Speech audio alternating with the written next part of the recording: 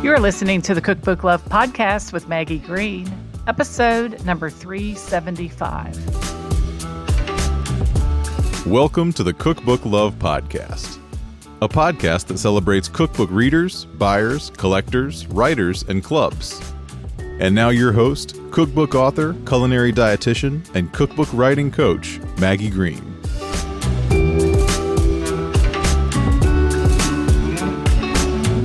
Hi, everybody. Welcome back to another episode of the Cookbook Love Podcast. How's everybody doing today?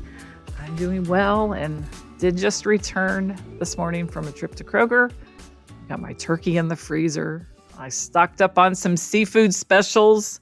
I did resist buying my favorite Chobani peppermint mocha, and I have not bought any eggnog. I didn't buy any Great Lakes Christmas ale. I haven't bought any fresh pine Christmas decor, although it was certainly all available. I'm really going to dig into Thanksgiving over the next few weeks. We're smoking turkey, and I'm baking some pies for a dinner that we're sending to a place here near where we live called the Welcome House. And then we have a birthday before we can dive into Christmas. So the grocery store is a great place to kind of see what's coming in. I'm sure they switched over to Christmas right after Halloween last week. I hadn't been back since trick-or-treat night, but there you go. Christmas is in full swing at Kroger. Today, I'm excited to have an interview with Jyoti and Auyon Mukharji. But before I dive into the interview, I do want to let you know that I have a special Black Friday bundle available. So let me tell you about it, first by telling you a story. When my kids were 7, 9, and 11, I had not at that point written my first cookbook. And as I've told you before here on the podcast, I'm committed to home cooking and cook dinner every night here for our family. And the idea and this dream of writing this cookbook lived in the back of my mind.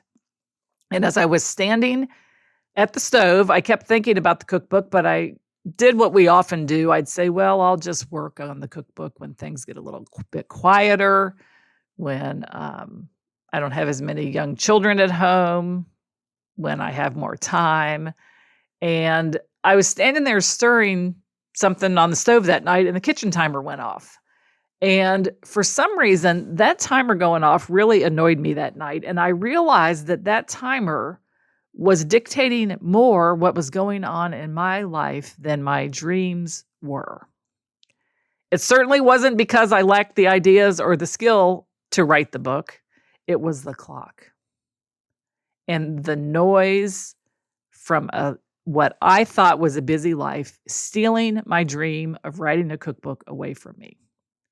And that's when I decided that I was no longer going to be someone who was at the mercy of my clock, at the mercy of my timers, at the mercy of my no time life, which I thought I had. And because that's where so many cookbook dreams go quiet, is we live at the mercy of our clock and at the mercy of our timers and at the mercy of our schedule. You guys have so much talent and so much ability, and not claiming the time that we have that is our life right now is stealing our dreams from us. And that's why I created the Creative Cookbook Blueprint. I've heard you all say recently that you'd love a way to start your projects, organize your recipes, learn how to write recipes, and that is exactly what I have put together for you, because over the next several months, there is going to be a lot going on in kitchens around you that will never be duplicated again until this time next year. So if you would like some support and learning about starting your project, organizing your recipes, how you can get family members to contribute recipes that they're cooking this time of year, head on over to cookbookwritersacademy.com/blueprint and take advantage of this very special bundle. It will be available through Saturday, November the 15th. This could be the perfect way for you to start moving toward your dream even in the midst of the life that you have, and not being a slave to a clock and to a brain that tells you you don't have time. We are busy. I'm not saying we're not busy, but we have to decide if we are going to live at the mercy of our clocks or if we're going to live walking toward the dream we have of writing a cookbook. So it's www.cookbookwritersacademy.com/blueprint, and the link below is in the show notes. So now on to our wonderful interview with mother and son cookbook author team, Jyoti and Auyon Mukharji. They are the authors of Heartland Masala, an Indian cookbook from an American kitchen. Heartland Masala is a vibrant and richly illustrated cookbook by Kansas City-based mother-son duo. They blend traditional and diasporic Indian recipes with lively essays and historical context. This unique collaboration offers a flavorful journey through Indian cuisine from Punjab to Bengal and beyond, all with an American Midwestern twist. The recipes are drawn from over 14 years of Jyoti's popular home cooking classes, and the book includes beloved dishes like saag paneer and vindaloo, as well as lesser-known gems like Bengali murg rasala and Anglo-Indian spiced liver toast. There are even creative new inventions such as masala Brussels sprouts and spiced watermelon, plus a couple of cocktail recipes. Today on the show, the three of us talk all about the inspiration for the book, the publication of the book, the illustrations and photos for this book, as well as what it's like to work on a cookbook with your son, or from Jyoti's perspective. From Auyon's perspective with his mom. So without further delay, let's dive into this interview with Jyoti and Auyon Mukharji. Hello, Jyoti and Auyon. Welcome to the Cookbook Love podcast. Thank you for having us. Yes, it's such a pleasure to be here. Thank you. Yes, very excited that you're here. Talk all about your beautiful new book, Heartland Masala. But before we get started, let's start with you, Jyoti. Tell us a little bit about who you are and what you do. So I am actually a physician by trade. I trained as a physician. I did my residency and my fellowship here in the United States. And then I decided to quit medicine in 1986, because our oldest son, older than Auyon, was diagnosed with an offshoot of autism. And I felt I needed to be home with him, to be on his team, than to be in the workforce. So that is my past. And then I have always cooked at home for our three boys and my husband, who all loved good food. And in fact, our youngest one always would bring a cookbook from the library for his mom to cook from those international cookbooks. So that's how passionate our entire family is about food. And then, but just by fluke, it so happened that I came on this journey. I used to donate at an auction and I used to volunteer at Head Start, which is for underprivileged children, for the inner city kids, to give them a boost for their kindergarten, since they couldn't afford to go to preschool. And one of the fundraisers they did at the time was a golf tournament, and they had a silent auction with it. And I decided to donate an Indian dinner for 8. I did it for 4 years. We'd raise the price. The same people would buy it every year. And the 4th year we were doing it, one of my friends, who I was always there at these dinners, she said, this is so much fun. I'd like to donate a Greek dinner. Well, that was the end of those cooking dinners, because she went and told the board member who used to do the auction that she wanted to donate a Greek dinner. So this board member came to me and said, instead of doing 2 dinners, why don't you do a cooking class? Oh. That is where my journey began. This was October of 2009 when my class sold. I did my first class with these people on February 6th, 2010. And you can imagine what an impression it made on my mind, because I remember that date and that scene so vividly. And that day I realized I had achieved nirvana. My passion to cook as a mother, and my passion to teach as a little girl just came together. And my husband, who came out later on and from his hiding, he said, "Why don't you do this as a hobby?" And the rest is history. I have since had 6,500 people through my kitchen. This is right at the beginning of our tour in September. I do not advertise. I do not have any presence on social media as culinary instructor. I teach in my own kitchen, and since 2019, I've become a not-for-profit. So all my profits from my cooking classes go towards charities that I support in the city. Amazing. And so 3-4 years into my teaching, my students said, "Why don't you write a cookbook? We would love for you to put out a cookbook." So, and they said, "But we have a requirement, and that every recipe should have a picture." So my vision, of course, for the cookbook was so different from what Auyon has, the level at which Auyon has taken it to. And so Auyon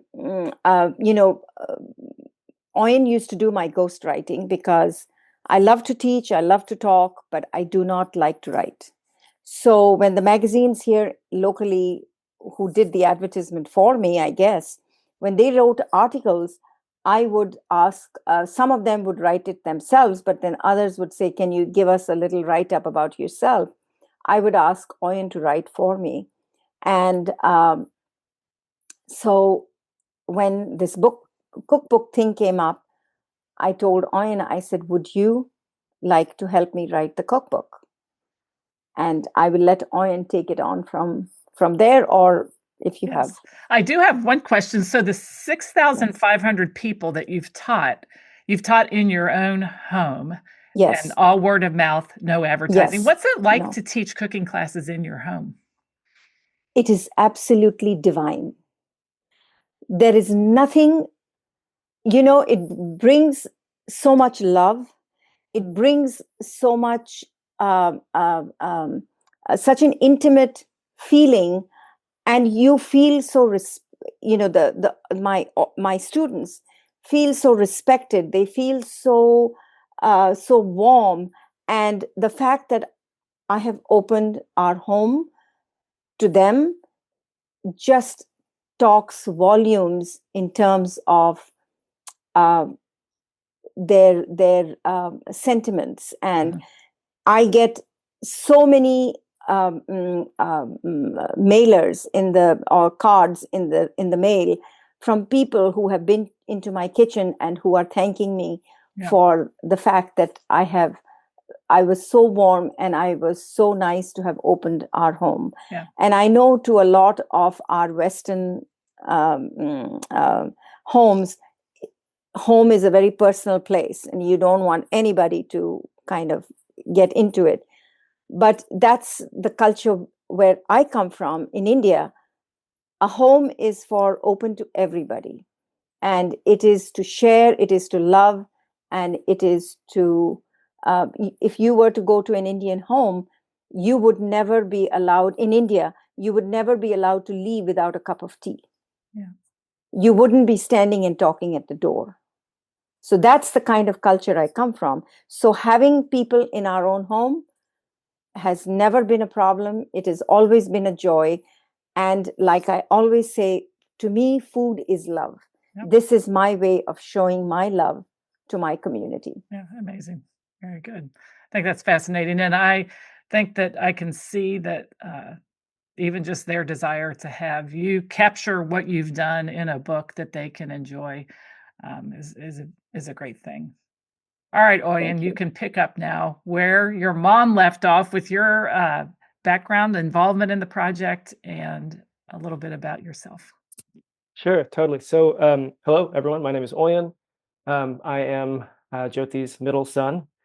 That's one of the first times I've said my mom's first name, just as though I know her like that. But my mom, I'm Ma's middle son. Yes. And I am a musician by trade. So since 2009, 2010.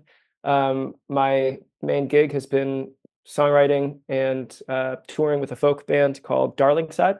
We're based in New England, but have toured internationally, and that remains my main gig and something I love doing. So I play mandolin, violin, and guitar, and sing and songwrite with a group of friends. And so my mom asked me if I would, and before that I'd studied. I have a degree in biology from a liberal arts college, but a degree from a liberal arts college, a science degree from a liberal arts college is a lovely thing, but also feels sort of a little bit insubstantial these days with how many other things one is doing while at a liberal arts college. But had at least have some research experience, and I think that translated towards the cookbook in a big way for me. Yeah. But my mom asked me if I would help her to write this book, and at the time, Darlingside was touring probably 120 days a year. So it sounded like a terrible idea to work with my mother. First of all, working with one's mother on a cookbook is also a crazy idea. There are very few, I think, other mother-son cookbook duos out there. And I think that's because those other mothers and sons have a much stronger sense of self and know what they're doing more so. Like they know that it's a bad idea to get into this kind of thing. But my mother and I did not. So we sort of plunged directly in. But so my mom asked me if I would help her. And she is a very powerful woman. So it's not someone you want to say no to, even though at that point I wanted to say no. So what I said was yes, but first you need to send me all the recipes you want in this book. And my mom has a lot of recipes. I knew that that was a pretty big ask for her. And there was a chance that she would never actually get it together to send me those recipes because she has so many other balls she's juggling. So I sort of thought that I did a nice job of saying yes while also saying no by putting the ball back in her court. And it took her at least a year and a half to get me those recipes, but then she eventually did. And by that point, it was too late to turn around, and we sort of just forged ahead. And I think early on, I realized too that, so my mom's vision for this book was quick and dirty, like spiral bound, get the thing done in a year, maybe year and a half, take some like mediocre to bad iPhone photos, slap those things in there and get that puppy out. That was her vision for it, which I ruined. I think early on, it became clear to me that doing any kind of project that I was going to be satisfied with, as far as a cookbook, was going to take a very long time. And also, I recognized that writing yet another Indian cookbook or cookbook of Indian recipes from an upper middle class Indian American household was not a thing that was at all of interest of me, in that it's a lovely genre. There are many, many wonderful books in it already, and the idea of adding another one was not of interest. So I spoke to a lot of friends and did a lot of reading, and eventually landed on history and cultural context as an addition that I could get excited about, which is where that research again comes back in. Not a thing I had, not a field of study that I was familiar with, but one that I was excited about diving into. And so this book ended up taking 8 years to put together, and a lot of that was me doing a lot of this research that was such a pleasure and really edifying, and connecting me to my ancestry, which otherwise was a little bit of a tenuous connection, I'd say. I was born in Virginia, grew up in Kansas City, so my relationship with Indianness was a sort of very, very much mediated by family. This was one of the first times that I was getting to explore it on my own terms, and that's the way the book ended up coming together. Was the backbone is my mom's recipes, and then our head notes are split between my mom and me. And a lot of mine deal with history and cultural context. And then we have a lot of these standalone essays also that deal with some of that. And over the course of it, my mother at some point threatened her own death. It was taking long enough that she was ready to she was like, I could die before this comes out, so maybe you should hustle a little bit. And I don't think that actually sped anyone up at all. It just stressed us both out. But those are there were many tactics both of us employed over the course of this writing that I'm sure we can dig into later. But I'm very pleased that we finished it, and that it came out. That was really the big goal, and the fact that it is done is a huge pleasure. Yeah, and the vision for what you originally wanted, Jyoti, versus what we have is completely different. This is not a spiral bound book with photos just slapped into the recipes. So let's start with a little bit about the cultural context for this book, and also tie it. Either of you can answer this, but how what you did in your cooking classes ended up, becoming this. But I think there's still a connection. It's not like they're two totally separate things. No. Yeah. No, they're not separate things. In fact, those 96 of the recipes are mine. 3 are Auyen's. He claims it's 100% cocktails are his, and the sesame brittle is his recipe for sure. So the rest of it was all recipes from my cooking classes that my students had enjoyed and that I wanted to uh, put forth. So I think we started out with maybe 100 or maybe slightly over, and then we did need to take out a few that we felt might be a little similar, or maybe the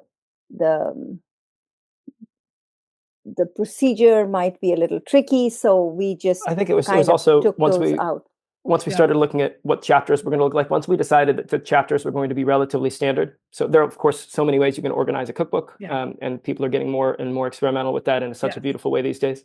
But once we realized that we were going to probably do it as far as like with there would be like a dals chapter, a meat chapter, vegetables, then filling out all of those was part of it too. And I didn't mean to cut you off, by the way. No, that's fine. No, I think I loved that question, Maggie, about like how this relates to my mom's classes, because that for me was a big part of how to make this book, how to put this book together. And I think maybe some context for how my band thinks about our recorded music versus our live show is a useful analog here. So, my band, we are a folk band. There are 3 or 4 of us on stage often, and everything we play is coming out through our instruments and our voices. We're not playing any recorded tracks. With our recordings, however, our recordings will sometimes have like 3 or 4 of each of us singing in order to make things feel more filled out. We'll sometimes have like 4 or 5 violins playing on a track, even though there's only one violinist, me, who's actually doing anything on stage. So it's not the exact same, but the idea and there are a lot of different ways to play this. Of course, there are some bands that when they record, they go in and they just play it exactly the way they do live, and they have live cuts. For us, it's more of an iterative process in the studio, and we don't think of it as, it's not the exact same thing. The idea is that our recorded music is a complement to our live show. Like when I go to see a band, I'm not looking for them to play it exactly the way they play it on album. I'm looking for them to be having a really good time on stage. And if there's a way, there are a lot of different ways you can think about capturing that same spirit, but it's a different art form, truly, like the art of recorded music versus the art of live performance. One of them is closer to theater, and the other one is like an experience that you're taking in that where you have since you have no visuals, it's just a wildly different thing. And I think with cookbooks, there's a similar thing where my mom has a beautiful spirit when she's teaching. It's welcoming, it is generous. It's also sometimes a little bit snarky, depending on where she's at. And that's part, like her sense of humor is part of it. And so when thinking about what product we could make, and this is much more marketing speak than I try to ever speak in or talk about, but I'm doing it now. Or a piece of art that complements the art that is her classes. What could we do? And I think part of that was having some of my mom's stories come through in the text. Part of it was having an extremely, even though a lot of the recipes in the book are a little more complicated, have it be so that if someone wants to come in with zero experience, we are holding their hand the whole way through. And so there's a pretty extensive bit of front matter where we talk about this is the way that frying onions is different in Indian cooking. This is this art of the process of tadka, or tempering spices in hot oil, and really holding people's hands all the way through. It's going to be complicated for a beginner, but all the resources are there.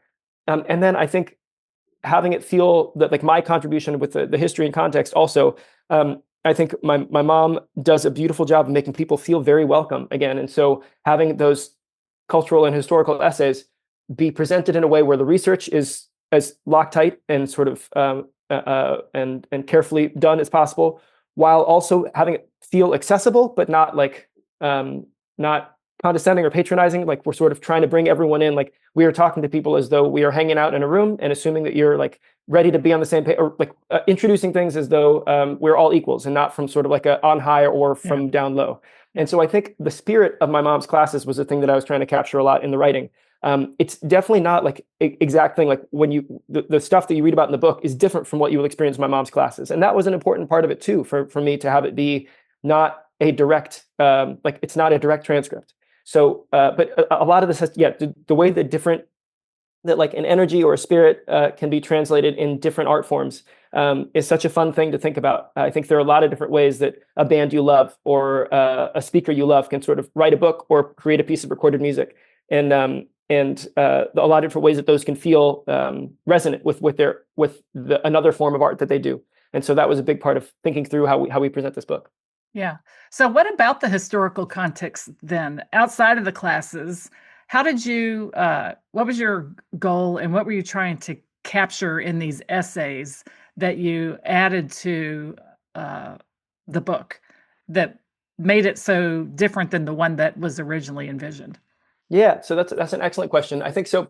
One of my favorite touchstones for writing or thinking about writing is an author named Jose Relat. Do you know Jose at all, Maggie? No. This man has an incredible job. He, last I checked, is the taco editor of Texas Monthly magazine, which is a job you can have if you're Jose Relat. And he also wrote a book that's wonderful called A Field Guide to American Tacos. And it is a field guide. It is not a recipe book. So it's not that this is nor is it prescriptive about what tacos should or shouldn't be. It's when you wander out into the world, these, like, just as with a field guide for trees, there's nothing that says like this is what a tree should be. It's more that these are the trees you see. These are the tacos you see, according to Jose. You see K-Mex tacos, you see like Tex-Mex tacos, you see California tacos, you see like all of these different versions. And it's a kind of a revolutionary way to think about food in the current culture where there's a lot of accusations of cultural appropriation and who owns what. He's not talking about that. He's talking about this is what you see because food is dynamic. Tacos are dynamic. Right. And he has this phenomenon he refers to as abuelita syndrome, which is this idea that there are many Mexican grandmothers out there, and a lot of people with Mexican, abuelita means little grandmother in Spanish. A lot of people with Mexican grandmothers will sometimes say, hey, that doesn't look like the way my grandmother cooks, therefore it's inauthentic. What is authentic is the way my grandmother cooks. And he goes on to say there's absolutely nothing wrong with having a grandmother you love who sort of establishes how your family cooks. But the issue is that there are many, many abuelitas out there doing all sorts of crazy stuff. Some have gone rogue, and the idea that any one of them is an arbiter of Mexican culture at large is insane. That's just a ludicrous prospect. Yeah. And I love that way of thinking about it. And the idea, a complementary thinking that sort of goes with this is a lot of Indian cookbooks out there now are books of family recipes. And there's nothing wrong with a book of family recipes, of course, but when that makes up, and this is not an original thought, by the way, there's an excellent writer named Arnab Chakladar who writes under the blog My Annoying Opinions, beautifully titled, where he has a wonderful post called Against Family that I think was really, really well done. And so I'm paraphrasing some of his thoughts here, but when most of the literature in a given genre is family oriented, oftentimes, especially with Indian immigrants, you're coming from a very narrow socioeconomic band of writers, and you're not doing much research out of talking to your family members, which is totally fine. But if that makes up the bulk of the literature, you're missing a lot of contextual history there that is fascinating and also has hugely affected the culture. And so this isn't like there are many books, of course, where there's excellent historical writing on Indian food, but most of those tend to be more encyclopedic, more history oriented. So my goal with this was to sort of, because our book is sort of was going to be certainly part of the problem in that it's a book of family recipes from an upper middle class Indian family. How do we correct for some of that? How do we sort of, or at least like temper some of that family orientation? And the way to do that was by presenting research or like history, cultural context that takes it outside of just our specific family. And that was a lot of fun to read about. And the way that I did that was reading as many culinary histories of India as I could get my hands on, reading a lot of other cookbook authors, reading a lot of cookbook criticism. But that's sort of the framing of the book or how I was thinking about the book was basically like, we are going to be part of this minor problem. How do we make it a little bit bigger? How do we broaden it beyond that? And so that was where I think the inspiration and desire to dig into the history and cultural context came. Yeah. Were you focused on any particular region when you think about India, or was it like trying to hit a larger swath than that? And maybe even in your classes also, Jyoti, what you focus on or how you translate, which is true of any large country, like the regional variations that are sometimes very much even within a certain state or a certain area. There's still differences in that based on, mountains and water and the way people over here eat it or cook it, the way the people over there do it. How did you tackle that from such a big country with so many people, and I'm sure so many different ways of doing things in the kitchen? Go ahead, Shweta. Okay. I do teach cooking from all over India. Mhm. And like you said, it is so varied. I always try to kind of divide it into four distinct regions: north, south, east, west. We are not only cuisine wise different, culturally too. We are very, very different. We are all one country, and but our food, our clothing, our religious holidays, our deities that we worship, very, very different. Mhm. And we all respect each other's uh, um, form of culture, but it is very, very varied. So because it is so varied, our cuisine obviously is miles apart. And I did not, so I'm from the northern part of India, which is right under the Himalayas. And then my husband is from the eastern part of India. We met in medical school when we were 17. He is from Calcutta, where Mother Teresa lived. Yeah. We are so distinctly different. I did not experience his cuisine till I was 19 years old when I first went to his house. And that was when I first ate his cuisine. So we are that distinctly different. But uh, because of travel and especially now when the world is a much smaller place, everybody is traveling and everybody's picking up things, and so there is a little more variety. But but especially when we were growing up, travel was not as intense at that time. And so, but if you have your neighbors are from a different part of India, maybe because my father worked for the central government, federal government.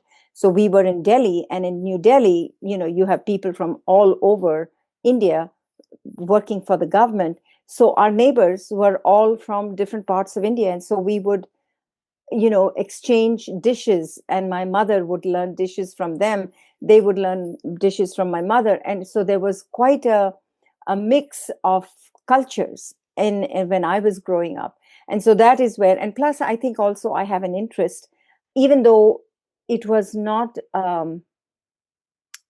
if I can use the word flamboyant interest in cooking, because before I came to the United States, I did not cook at all, because at home we had cooks, and uh, we were never expected to cook because my parents' focus for us was on our education.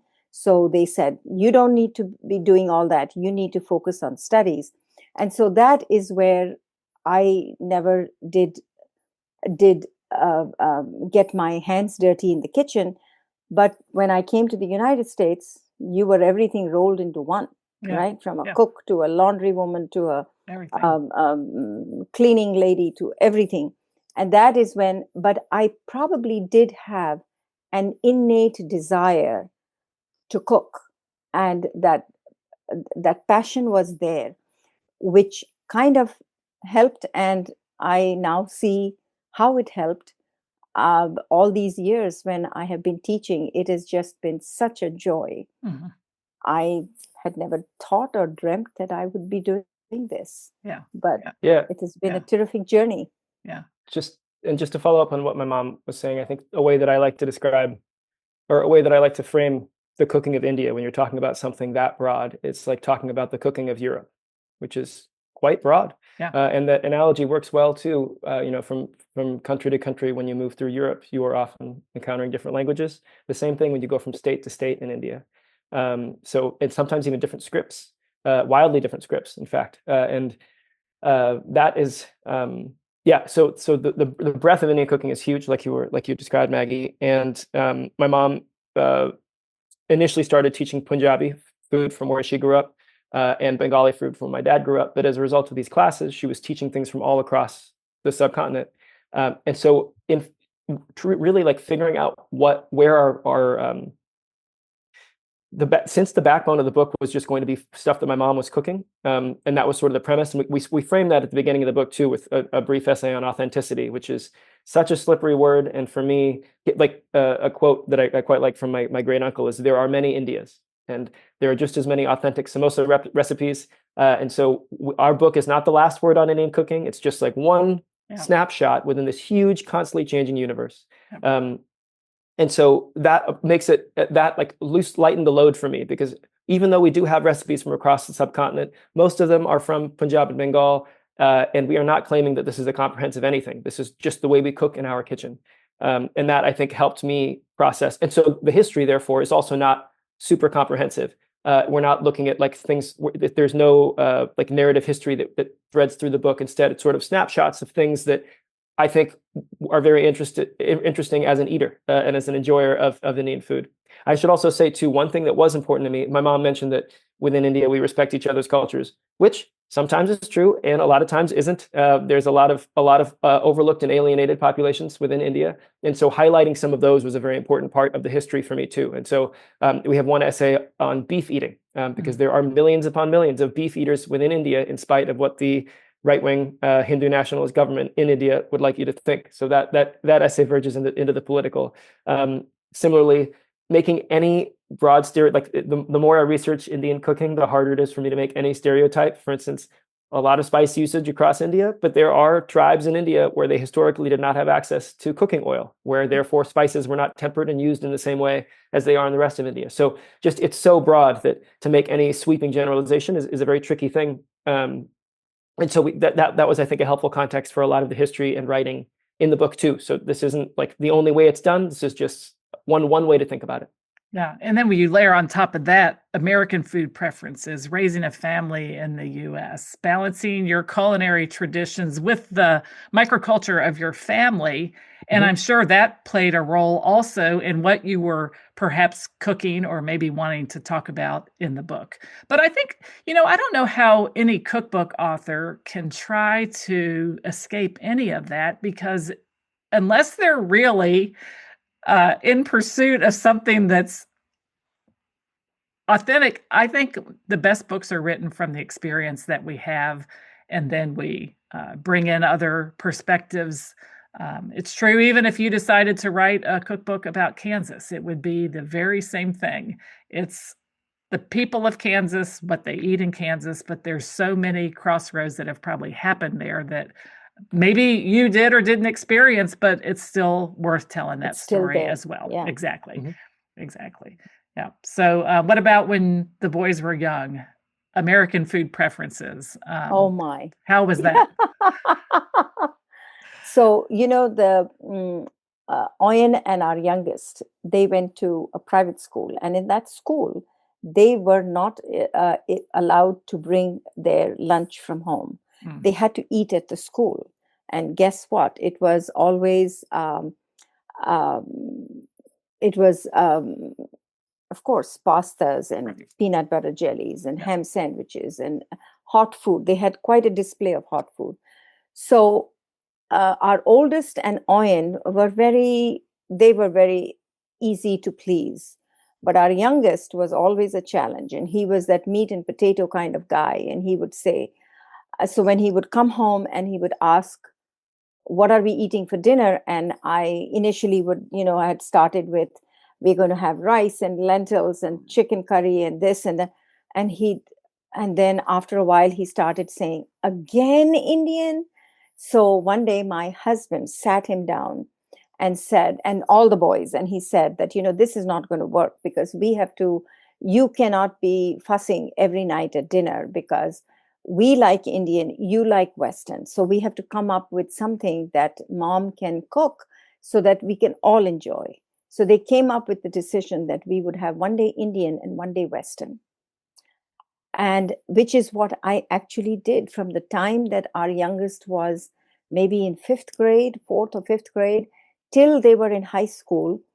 I was cooking one day Indian, one day Western. And even though my Western had an Indian twist to it, they did not figure it out till they were in high school, but they would enjoy it so much. I mean, my pasta sauce would have chili pepper in it, and I would put put vegetables in it, and I would, or make pork chops in a beautiful vegetable, and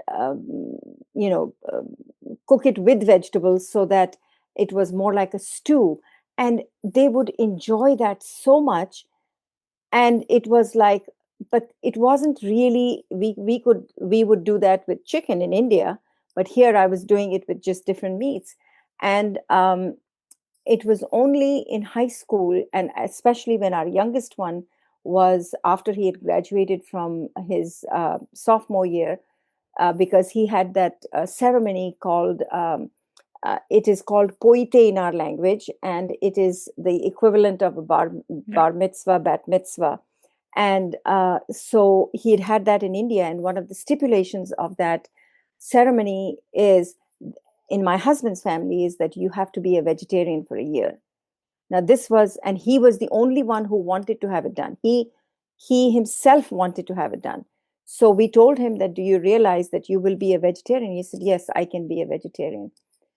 You won't believe it. We were there in India, and he had this ceremony. My mother-in-law was so happy because of her 5 grandsons. He was the only one who wanted it.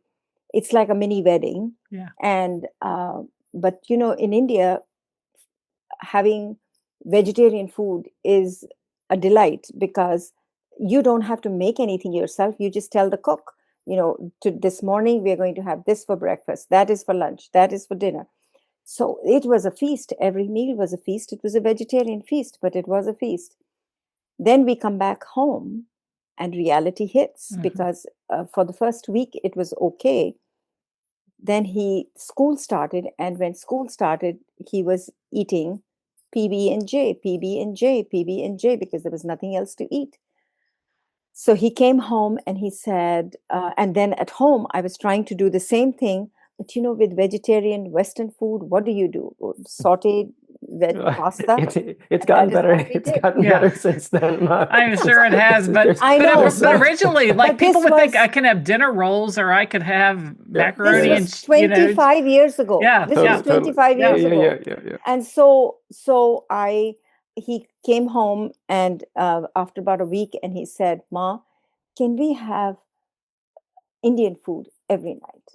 That was when that tradition broke, and we ate Indian, because he realized there weren't so many choices for him, and all of us were having good stuff, while he, poor guy, was having to eat vegetarians. But even in the vegetarian, there's so many more options, so much more variety in the. It is a treat to be a vegan and a vegetarian with Indian cuisine. Yes. We went to, my 2 sons live in Chicago, and we've been to, what's the name of that? Devon Avenue in Chicago. Yes. Oh, and there's not hard to find a vegetarian restaurant along that street. It's very easy, as a matter of fact. And so, but yet and it's, I think that Auyon is right. I mean, the breadth of vegetarian cooking has grown so much, and absolutely it's part of our nomenclature now. And people talks about plant forward and vegetable based things, but to think that you could cook with everything that you cooked with as a vegetarian, but that was part of the Indian cooking, even for a long time. I mean, it was so easy to do. It was just part of what you did, which makes me think about this word that people often think of when they think of Indian cooking. If you all want to talk about the word curry. Oh, yeah. Sure. And what that means. I let on. And what that means, and what you want people to know about it. Yeah. I'll only start with one thing, and if I can just say one thing. Are you going to say something that's going to upset? Are you going to say something that's going to upset me right now, Ma? No. That adding curry powder to something does not make it a curry. Okay. That's what I want. That's the first thing. Yeah, okay. That's the first thing. All right. So I'm going to back up a little bit more, and I think when talking about the word curry, you have to be very careful with what cultural context you're talking about it in, because the word curry in the UK is different from what curry means in India, which is different from what curry means in Japan, which is different from what curry means in Jamaica. So Thailand, they have curry, yes, all of these. So different... in India, though, is it always the same thing or not necessarily? No, so within India, the word curry, so the word was first used by a Portuguese travel writer in like 1498. And then after that, it was used by the British to describe a broad range of things in the subcontinent. So the word curry definitely has colonial roots. Now, in Indian English, which is a form of English, of course, but one that has a slightly different vocabulary from American or British English, the word curry means a dish that has a spiced gravy. That's all it means. It is a genre of dish. So the same way that you have salads, you have soups, you have curries, you have desserts. So the same way that you wouldn't describe something as being salad flavored or soup flavored, you wouldn't say curry flavored. Yeah. So it is not. There's no single mix of spices that is representative of curries at large, the same way that there's no single dressing that is representative of all salads, or there's no single soup base that's representative of all soups. So that's specifically within Indian cooking, though. Within Britain, curry is an Anglo-Indian curry. So the curry powder that you find it's more of a flavor profile. It's a flavor. Yeah, exactly. And that is and I say that with no shade. Like I think there are many different Indias. Anglo-Indian cooking is its own form of cooking that it has beautiful bits, and it certainly has a problematic history, of course. But so do many things in Indian cooking, independent of the British. So that's not the only source of problem. But within like Japan, the way that the Japanese got a hold of curry was English sailors during the Meiji Restoration era, which is the 19th century in Japan. These British sailors arrived, presented Anglo-Indian curry powder, and the Japanese loved it.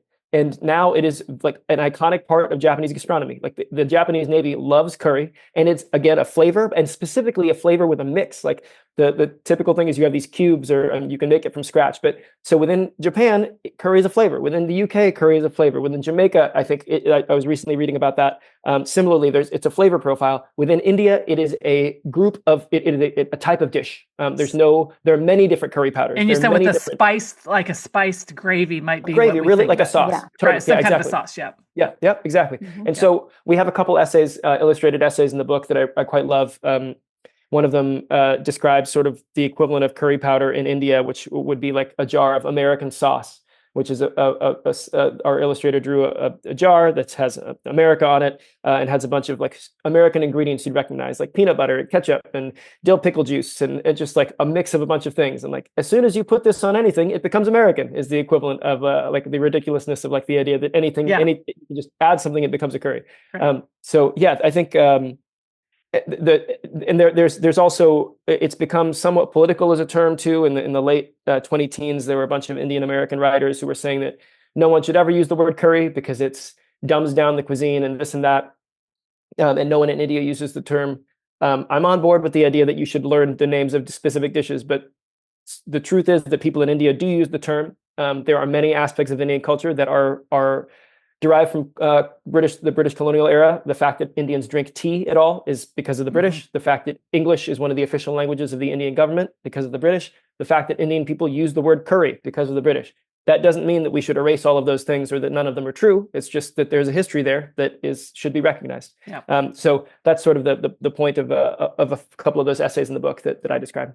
Yeah, and then that added these essays on top of the recipes and the things that you were using for the recipe base of the book. But what about adaptation for people who are shopping in the U.S.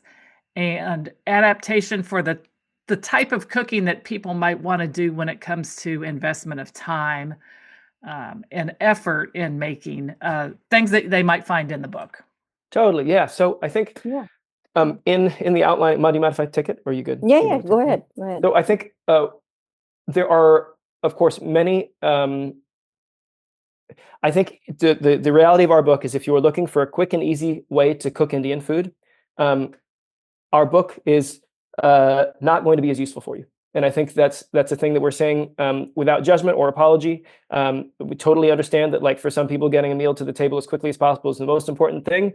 And if that's the case, we hope you find some essays and some recipes in the book that you love or that you enjoy. But our goal is to represent how we cook in our home and Sometimes that takes more time, for sure, and we try to be clear-eyed about that with times for all the recipes and how long things will take. And we also don't discourage, like, if you need to take a shortcut here and there, like using canned beans or this or that, like, totally fine. But the way we're laying it out is how we cook in our home. Yeah. That said, our hope is that this book isn't just like an instruction manual for you to cook out of and just do the same thing over and over. Once you get the hang of a dish, like, please riff, change things up, go hard. In fact, one of my favorite bits to write in the book was our spice glossary, which is in the back matter of the book following the final recipe. And that's some historical and cultural context for a lot of the spices and ways to use them outside of Indian cooking. Because our hope with our book is you acquire a spice cabinet as a result of buying this book and making a few recipes or any Indian cookbook. And then you use those spices outside of Indian cooking, because that's the best way for you to develop a vocabulary and develop some facility with these spices. And I do think that, like, there are, different. The idea that any cookbook is one size fits all and that, like, it's good for all people, I don't agree with. I think there are some books that are designed for the cook who's trying to get a meal to the table as quickly as possible. There are other ones that are a bit more of a deep dive, where the hope is that by investing more time, you will, and also, like, being a little more vulnerable, because you're investing time. Things aren't necessarily going to come out perfectly in the first time, because cooking is a physical art form and takes time to learn, and even working within a new cuisine will take some time. But that the reward is greater there, because you are getting to splash around in a new world, and that's exciting. And so our book is firmly in that latter category, and I think that was an important thing for us to recognize too with writing the book is. We can't have it all in terms of, like, there are some quicker and easier recipes for sure, but that is not the point of our book. There are many other wonderful books that I think will do a better job of guiding someone who's looking for that. Yeah. And in your classes, Jyoti, do you find that people that come to the classes are willing to embrace this style and this way of cooking that So I have to tell you a small story, Sure. a short story. About 3-4 years, 2.5, 3 years into my cooking classes, the boys insisted I teach fusion. And there's a lot of fusion recipes that I can teach, because there are so many things that resemble what we do here in the United States or in the Western world. So I started advertising fusion classes as well as traditional classes, and I realized that my fusion classes wouldn't sell out the way my traditional classes did. And then that was when I said, why am I teaching all this when nobody wants to learn it? Heck with it. So I discontinued, and I just have always focused since then on my traditional classes, and people just come for the real thing. Yeah. They don't want to know all about, how you can make the Indian pancake, a fusion pancake, and serve it as and we have savory as well as sweet, both. But they want to know the authentic stuff. They don't want to know the in-between. And so, yes, there is a hunger for traditional, authentic cooking, which is what I have been teaching in my kitchen. Yeah, yeah. And something I think too is that the format of a book, I think there are a lot of ways you can access the course. There are many folks who love looking up recipes online, and there's less of a background with that often, because it's not in a book form. I think the format of a cookbook lends so well to a deeper dive, and there's so many excellent versions of that that we could all cite right now, especially listeners of your podcast.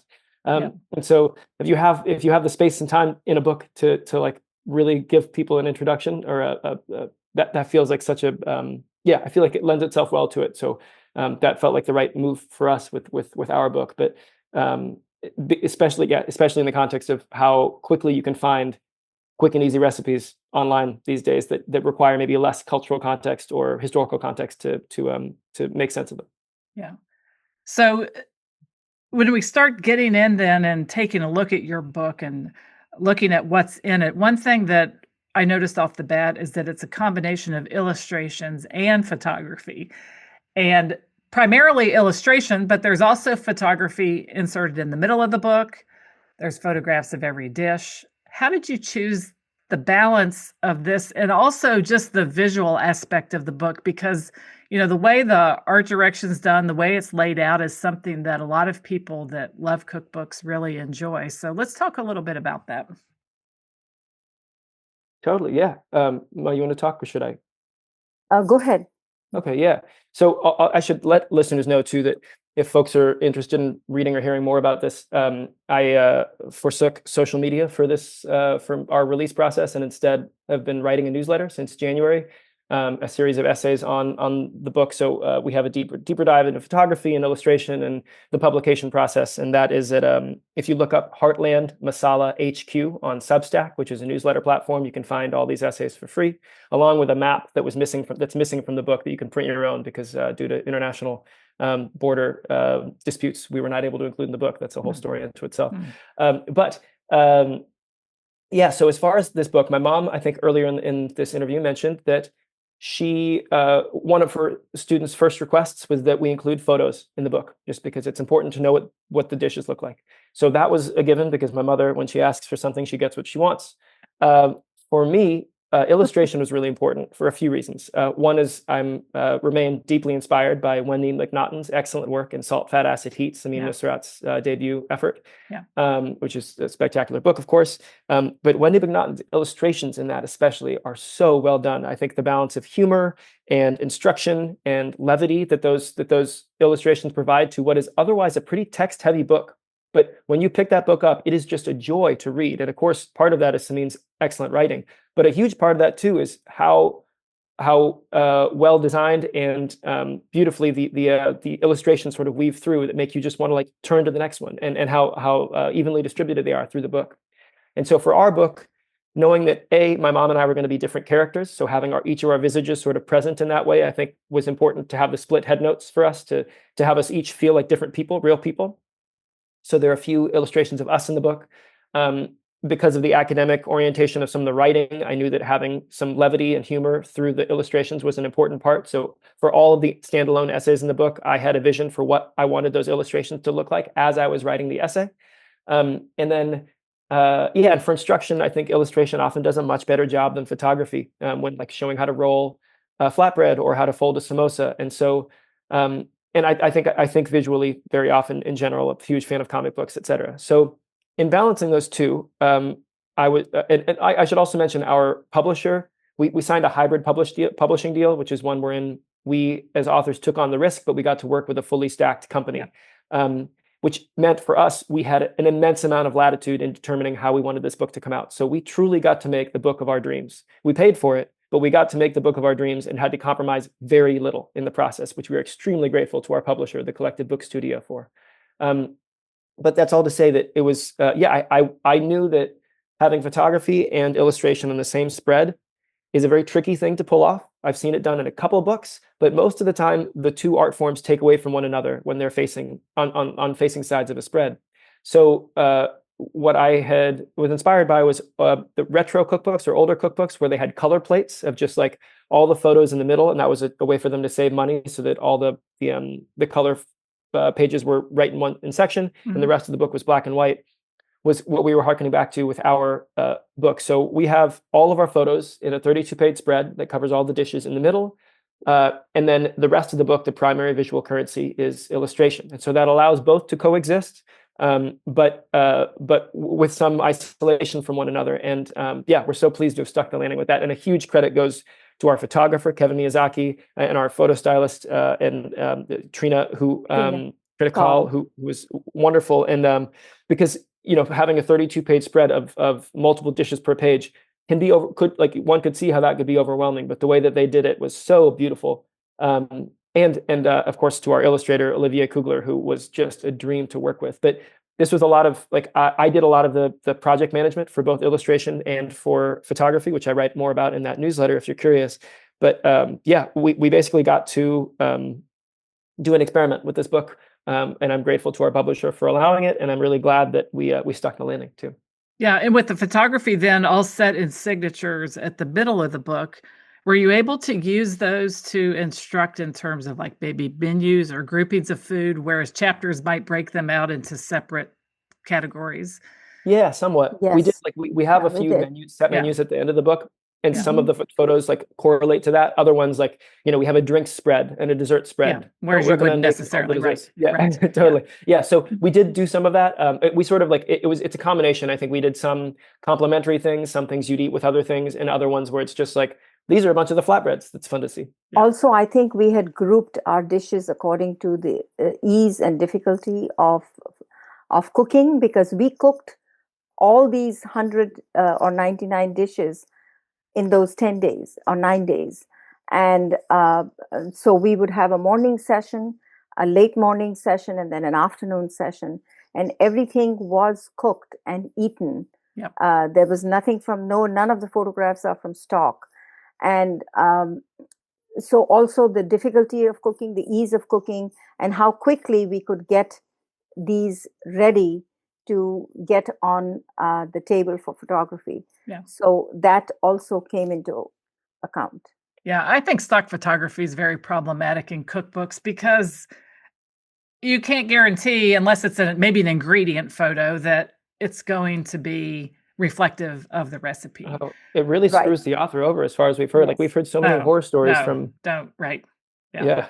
I've Yeah. written cookbooks of my own, and I don't know if they tried to pull a stock photo in once, and I said it isn't going to work because I don't garnish my soup with that. I don't even cook anything that looks like that. The answer is no. I would rather not have the photo in the book than choose a stock photo for Totally. some things. So I think that Yeah. people who are writing books need to stand up for that kind of thing, because it does matter. And of course, with your hybrid publishing situation, you were able to have a lot of say in it because the financial responsibility was yours, and that means that you probably had a little bit more say. But there probably are horror stories out there of people, stock photography, things that don't match. But I think if anybody wants to write a book and you're working with a traditional publisher, you just have to have some very clear guidelines about the kind of stock photos you maybe would even accept. If it's cinnamon sticks and you got a photo, that's what it is, maybe. But it also has to fit the style of the book, because don't you think different photos have different settings? They have different mood absolutely. to them. Right.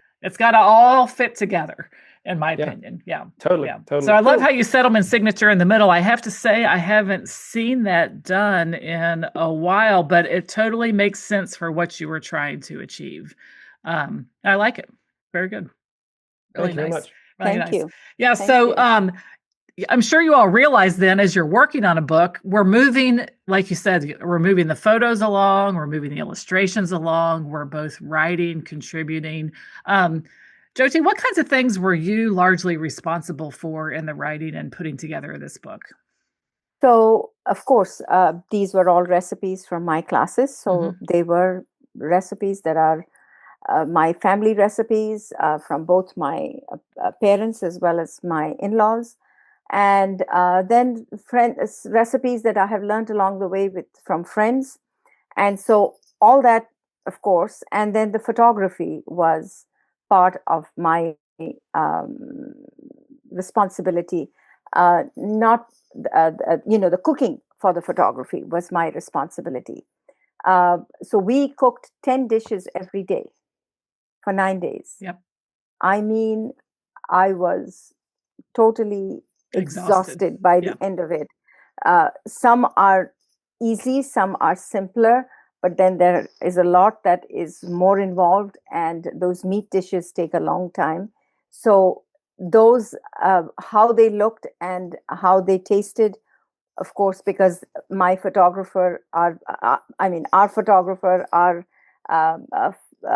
prop artist, our stylist, everybody, and we had our art director from the publishing company. Everybody was eating lunch here at our house. Some of them were even staying here. Yeah. And so we needed to have food. And so this was the food that was consumed. So this is all authentic. It is, and it was all cooked by me. We did also learn a few photography tricks that we had never ever imagined to exist, but they did. The flatbreads that are in the pictures, where we make the roti, and then we have a deep fried bread.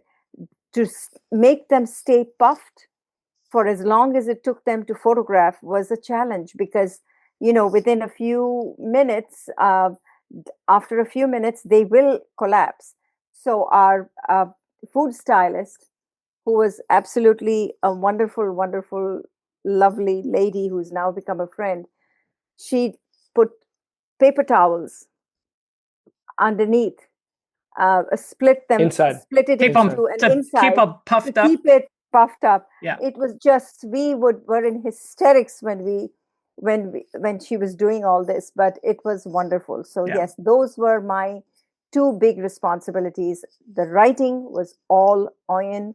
A lot of the decision making, even though Auyon most of the times would ask me, and of course I rarely said no to anything that he asked. That was all his department. Yeah. Now I'm a mother. Is that true, Auyon? Did you rarely say? Yeah. So my mom, my mom also held the purse strings. So the financing of this whole thing. Yeah. Again, I'm a musician by trade. So Yeah. The hybrid publishing model would not have worked for me. No, my mom allowed me a massive amount of agency with this. I mean, there was one phase of this process that was violent, which was our recipe testing. Yeah. Wherein I mistook myself as a equal of my mother's, and I have one which I'm not and will never be in the kitchen. But there's the relevant newsletter installment that I wrote about this was called "At Noon We Fight," and it's how we built in time for altercations during our recipe testing in order to just get through the thing. Yeah. A lot of screaming, a lot of crying, a lot of very rude things said to one another that have mostly been forgiven at this point. Although we come up with new ones while on tour, that's been good. But yeah, no, it is my mom. I otherwise fully agree with what my mom's saying. She allowed, like, I got to see through a vision that I had, and that's, I think, a thing that I'm very grateful to my music background for. Like my band, we are very protective of our creative agency. So we've been offered major label deals in the past and have opted not to take them so that we could make exactly the record we want to. We are also, however, not Coldplay, or Taylor Swift. So maybe we could be making more money doing things another way, but we have chosen not to. Yeah. And very happily so. And so with this book, I think I had a pretty specific vision for what I wanted it to look like, or that developed as I was writing and coming up with it. And my mom was great. Like I really got to do what I wanted. The friction that occurred was really in the writing of the recipes part of it, which is, I think, just an inevitable thing when there are two very strong creative visions there. But anytime the hierarchy was clear, which was the case with our touring, I'm the tour management, my mom is the talent, very clear. The writing of the book, I was writing. My mom, I let my mom sort of sign off on things, but otherwise I had freedom to do what I wanted. Photography, my mom ran the kitchen. I was spreadsheeting, all fine. Yeah. It's really only in the recipe testing where we both thought of ourselves as sort of like top dog. That was very much not the case. But yeah, otherwise it was pretty smooth, I'd say. Yeah, and the neat thing about a cookbook project is it is a finite project. But the book has infinite potential to reach people and to talk to people. And so your time and effort that you put into it is now able to be multiplied, over and over again through the life of this book. And I think that's one of the things that is different from a food blog where you would be investing time every day. And you're probably even learning that with Substack, if you got to feed the beast, so to speak. Yeah. One of my favorite bits of newsletter advice that I took was make it a limited edition, like have an end date. So really the Substack, as far as I'm concerned, ended on the release date of the book. I wrote pretty religiously every 2 weeks from January through September. Yeah. And now when I write, it's like when I want to. That's just giving updates. But truly, like for those of you out there in listener world who are thinking about starting a newsletter, but you're not sure you want to make the commitment, have it be a project where it's like a defined end date so that you can have some time to reflect afterwards, as opposed to just getting into the feed the beast issue that you described just now, Maggie, which is a tricky thing, especially in today's content obsessed world. Yeah. So what's it like being a writer for reading's sake and not writing for music's sake? Oh, such fun. I mean, I do think I think of writing for music, writing like prose, writing lyrics, even writing emails, correspondence, all of it is like can be an art form and can be a thing that weighs on you, depending on how you think about it. And but all of it has to do with sort of expression. And for me, especially, when I'm writing with the band, I'm getting to play with words with my friends that we're going to go sing. With the cookbook, I'm playing with words with my mom for a thing we're putting together. It's like I'm getting to splash around in language with someone I love or groups of people I love. So it all feels like not that far off. I think perhaps if I was like very virtuosic in one of those, I would feel differently about like, oh, I'm not as good in this, or this doesn't feel as easy. But they all sort of feel similar, and it's just like I'm getting to have a really good time, and I'm very grateful for that. Yeah, and I think I don't know if I've talked about this on the podcast before, but music is pretty much eight notes, sharps, flats, but a variety of ranges of the notes, but they're all pretty. Of those, there's a limited amount of notes, right? Mm-hmm. Same for the English language, 26 letters. Mm-hmm. And but we've barely even scratched the surface. There's an infinite potential of both of those combinations of not just letters turning into words and how they're combined, people's stories, and then music, the same thing, how the notes are put together, how the music's put together. And I find the similarities with cooking too. I think of ingredients like words or like notes. Right. And then we put them together in a recipe and we orchestrate that into a meal and we feed people. The human experience on the end of all of those is experience, hopefully, of joy. It's an experience of maybe enthusiasm if people taste something new or hear something new or read something new. It can touch us in our soul. Really, I believe food and music and words can all do that. Absolutely. And I think it's fascinating that both of you came together to write this book and bring both of your backgrounds to it. And Jyoti, we didn't even touch on the food as medicine part of all of this. Right. Right. And I believe if people would cook at home more, we would be a lot healthier society. And without a doubt. Totally. Yes. Yeah.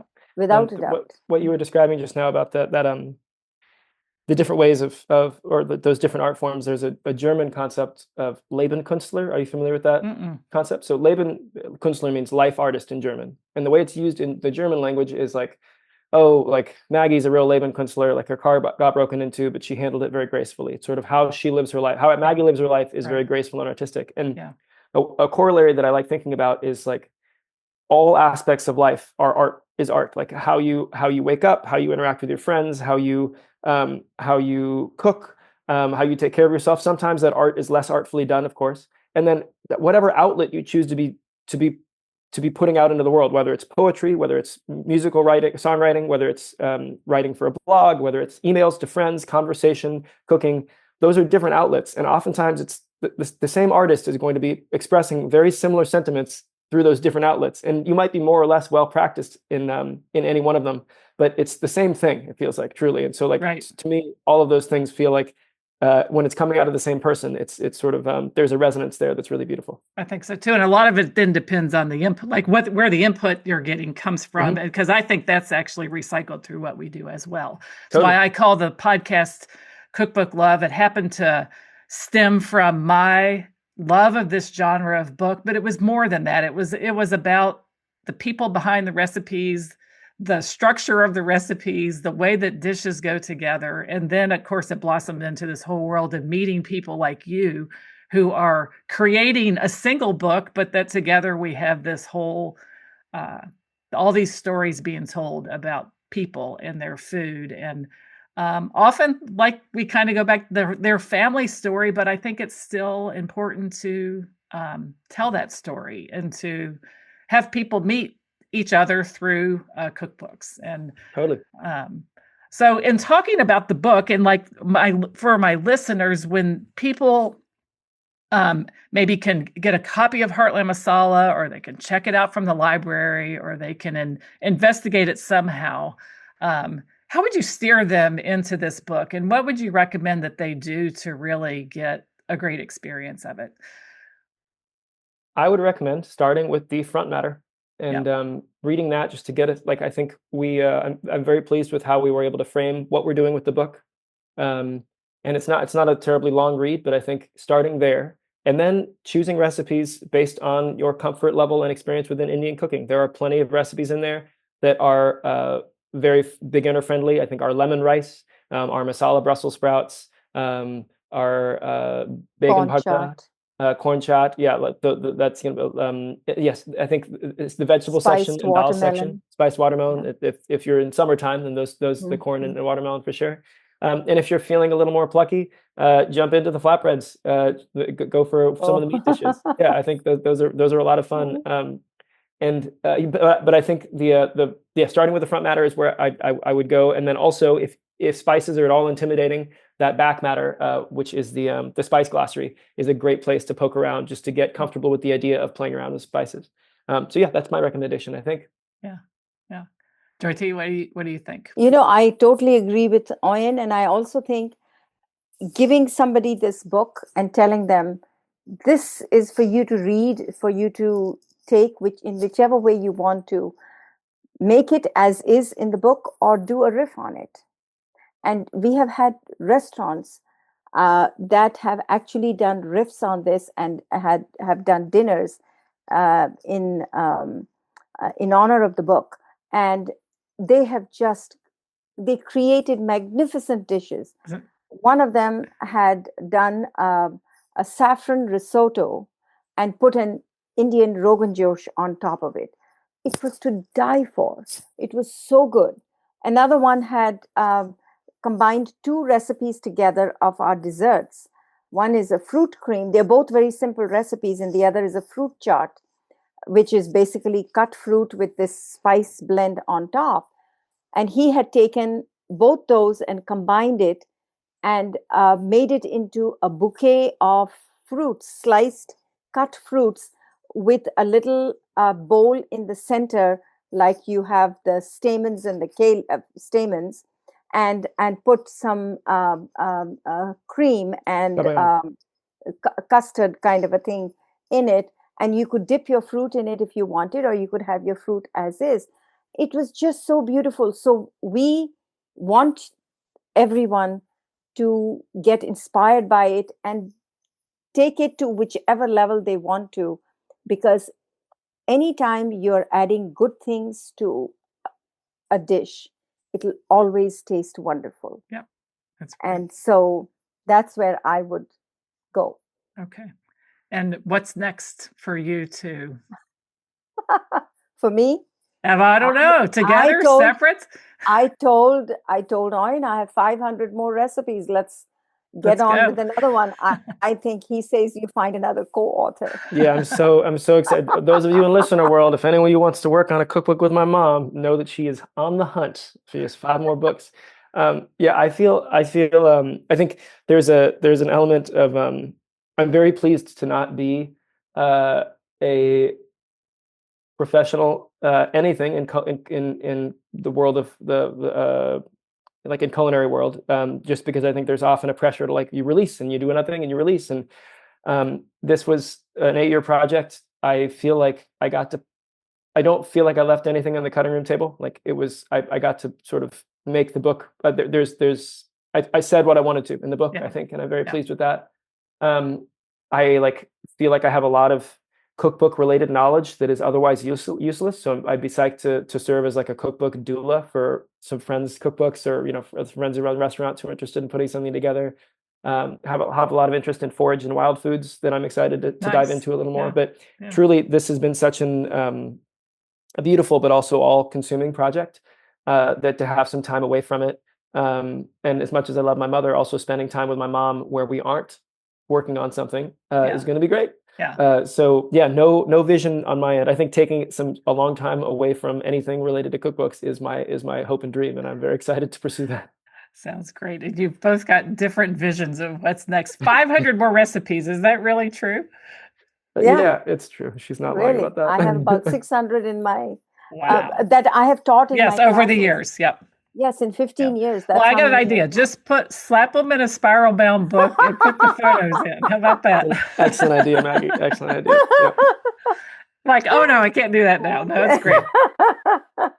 All right. So as we're wrapping up, I have loved to ask this question to all my guests. And since we're talk about cookbooks, I'd like to know if you all have a favorite cookbook that has been an inspiration to you, or something you turn to, or just a favorite cookbook for any reason. And if you both have one, that's great. I'd love to hear. So I first, have one that I have, since I was a young mother, that I have been cooking from it and consulting it just to, and it's a cookbook that is, I don't think would be familiar to the American audiences, because it is a paperback, and I had bought it because my mother recommended it to me. And it is by Preetham Oberoi, and it's just called Indian Cookery.